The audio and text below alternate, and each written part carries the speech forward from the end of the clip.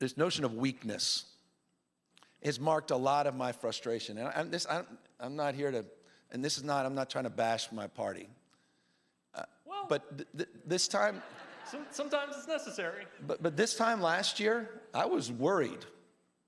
You may have felt differently. You may have said, we got this. But I didn't feel that this time last year. I did, you know, Jack, right after Trump was elected, I got a lot of criticism from members of my own party because I did a special session of the legislature to prepare, they referred to in the press as Trump-proofing California.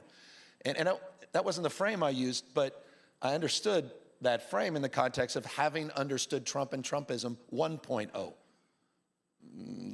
I was there, and we write about it in the epilogue briefly. This is not a book about my governorship, but in the epilogue I write about a story that Jack was referring to and a little bit about Trump and how I met him during my transition. For the first time, I was on Marine One, Air Force One. By the way, there's some good stories here.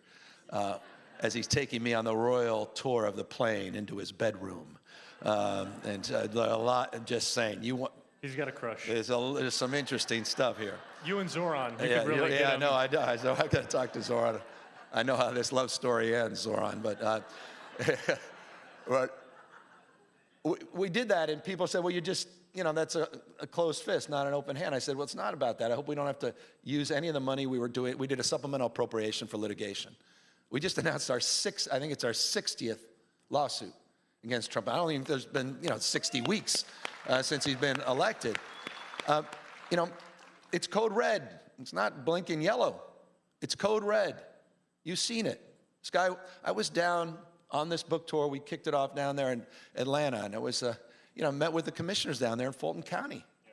I mean, he's going to take over that commission so he can manipulate and manage the outcome, one of the most critical swing districts in the United States for the election this November. We saw what happened on Election Day in California last November when we had an initiative on the ballot, Prop 50, sent out BORTAC teams. These are the Border Patrol tactical units. The guys dressed up, right out of, this is the Apache helicopter guys. And they were all sent out to Dodger Stadium the morning of the election to send a message to our diverse communities. You may not want to show up to vote. Trump sent out on Truth Social that morning, the election was rigged, sent out election monitors from the DOJ, Pam Bondi, who the next day announced the election was rigged, and they observed it, went to the Supreme Court. They are not screwing around. He wants to federalize the election. He says he wants to nationalize it one day, just 15 states elections because of the corruption. What's the SAVE Act? That's not about ID. It's about registration. It's about who gets to vote, who doesn't get to vote. They are not screwing around. We will lose this country.